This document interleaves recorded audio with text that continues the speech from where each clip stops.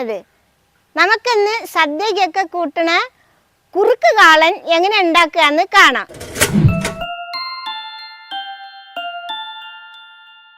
ഞാനിവിടെ ഉണ്ടാക്കുന്നത് 10 പേർക്ക് കൊടുക്കാനുള്ള അളവിലാണ് ഉണ്ടാക്കുന്നത്. അതിനു വേണ്ടി ഞാൻ എടുത്തിട്ടുള്ളത് 1.5 പച്ചക്കായാണ് എടുത്തിട്ടുള്ളത്. ചെറുതായ കാരണമാണ് 1.5 എടുത്തത്. വലുതാണെങ്കിൽ 1 എണ്ണം മതി. അതിന് പിന്നെ ഒരു ചെറിയ കഷ്ണം ചേന, ഇതൊരു 100 ഗ്രാം ഉണ്ടാവും ചേന, അതുമാണ് ഞാൻ എടുത്തിട്ടുള്ളത്. ഇങ്ങനെ രണ്ടായിട്ട് കീറുക. നമുക്കിങ്ങനെ ചെരിച്ചിട്ട് അരിയാം. ഇത് കുറച്ച് വലിയ കഷ്ണമായിട്ട് തന്നെ മുറിക്കണം, അല്ലെങ്കിൽ നമ്മൾ ഇളക്കുമ്പോൾ ഉടഞ്ഞു പോവും. നമുക്ക് ചേനയും കൂടി അതേപോലെ അരിയാം. ഇത് ഇച്ചിരി വലിയ കഷ്ണത്തിൽ തന്നെ മുറിച്ചിടാം. ചേന തോല് കളയുമ്പോൾ കൈ ചൊറിയേ, അതിന് ഇച്ചിരി വെളിച്ചെണ്ണ എന്തെങ്കിലും കയ്യിൽ പുരട്ടി അരിഞ്ഞാൽ മതി. അപ്പോൾ ചൊറിച്ചൽ കുറവുണ്ടാവും. പിന്നെ ചേന അടുപ്പത്ത് വെച്ച് തിളയ്ക്കുമ്പോഴത്തേക്ക് അതിൻ്റെ ചൊറിച്ചലൊക്കെ മാറിക്കോളും. ഇതൊക്കെ മുറിച്ച് കഴിഞ്ഞിട്ടുണ്ട്. നമുക്കിനി അതൊരു ചട്ടിയിലിട്ടിട്ട് വേവിച്ചെടുക്കണം.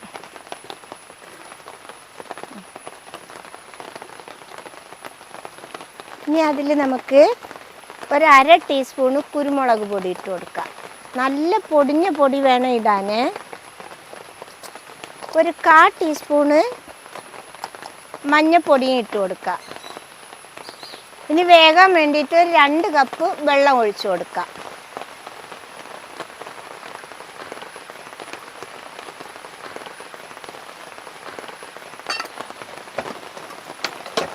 നമുക്കിതൊന്ന് ഇളക്കി കൊടുക്കാം.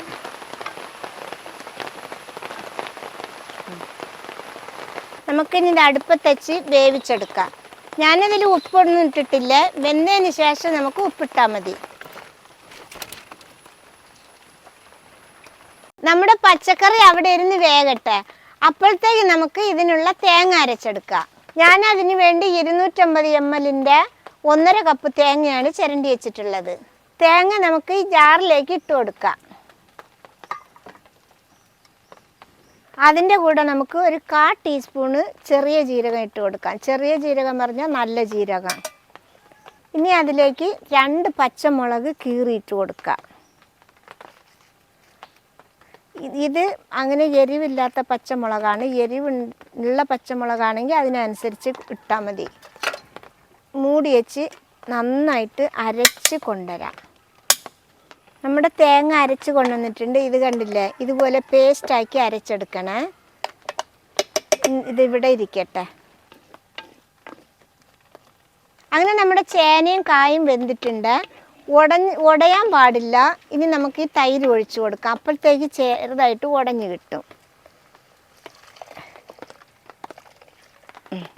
ഇനി നമുക്കിത് വിടാതെ ഇളക്കിക്കൊണ്ടിരിക്കാം. നമ്മൾ എപ്പോഴും കുറുക്ക് കാളൻ ഉണ്ടാക്കുമ്പോൾ പുളിയുള്ള തൈര് വേണം എടുക്കാൻ. പുളിയില്ലാത്ത തൈരാണെങ്കിൽ കുറുക്ക് കാളനാവില്ല. നമ്മളിതിൽ തൈര് ഒഴിക്കുമ്പോൾ തൈര് മിക്സിയിലിട്ട് അടിച്ചിട്ട് ഒഴിക്കുന്നതാണ് നല്ലത്.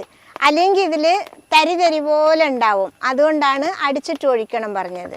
നമ്മുടെ തൈരൊന്ന് തിളച്ച് വരട്ടെ. അതുവരെ നമുക്കിത് കത്തിച്ച് കൊടുക്കാം, ഇളക്കിയും കൊടുക്കാം.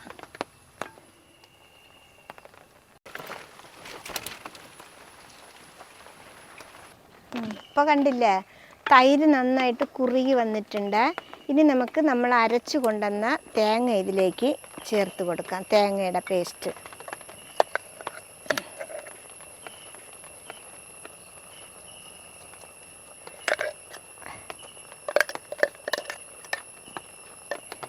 ഒന്ന് ഇളക്കി കൊടുക്കാം. കണ്ടില്ലേ ഇപ്പോൾ കുറുകി വന്നത്. ഇനി നമുക്കിതിലേക്ക് പാകത്തിനുള്ള ഉപ്പിട്ട് കൊടുക്കാം. ഇതിലേക്ക് 1/4 ടീസ്പൂണ് ഉലുവപ്പൊടിയും കൂടി ഇട്ട് കൊടുക്കാം. ഇനി നമുക്കൊരു 1/2 ടീസ്പൂണ് നെയ്യും കൂടി ചേർത്ത് കൊടുക്കാം. നെയ്യ് ഇഷ്ടമില്ലാത്തവർ ഇടേണ്ട ആവശ്യമില്ല കേട്ടോ. ഇനി നമുക്കിതിൽ ഒരു 2 തണ്ട് കരിവേപ്പിലയും കൂടി ഇട്ട് കൊടുക്കാം. ഇനി നമുക്കിത് നന്നായിട്ടൊന്ന് ഇളക്കാം.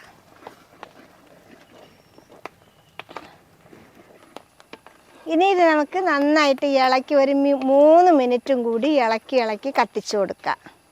ഒന്നുകൂടി കുറുകട്ടെ. ഇപ്പം നമ്മുടെ കാളന് 3 മിനിറ്റ് ആയിട്ടുണ്ട്.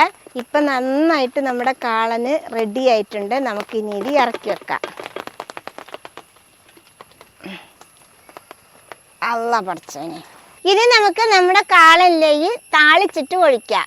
താളിച്ച് ഒഴിച്ചാലാണ് നമ്മുടെ കാളൻ റെഡി ആവുക. ഞാനിപ്പോൾ ചെറിയ ചീൻചട്ടി അടുപ്പത്ത് വെച്ചിട്ടുണ്ട്. ഇനി നമുക്കിതിൽ ഒരു 2 ടേബിൾ സ്പൂണോളം വെളിച്ചെണ്ണ ഒഴിച്ചു കൊടുക്കാം. ഇതിന് വെളിച്ചെണ്ണയാണ് നല്ലത് കേട്ടോ.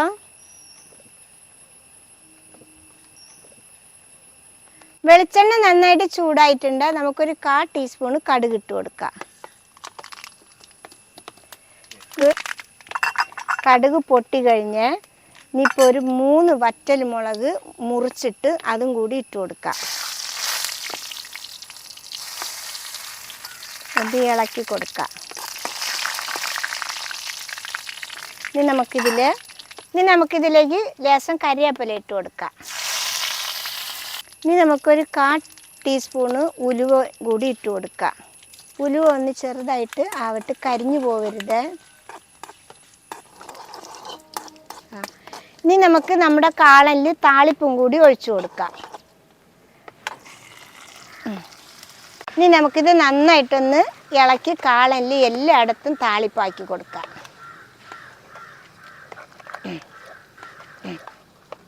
നമ്മുടെ കാളന് റെഡിയായി.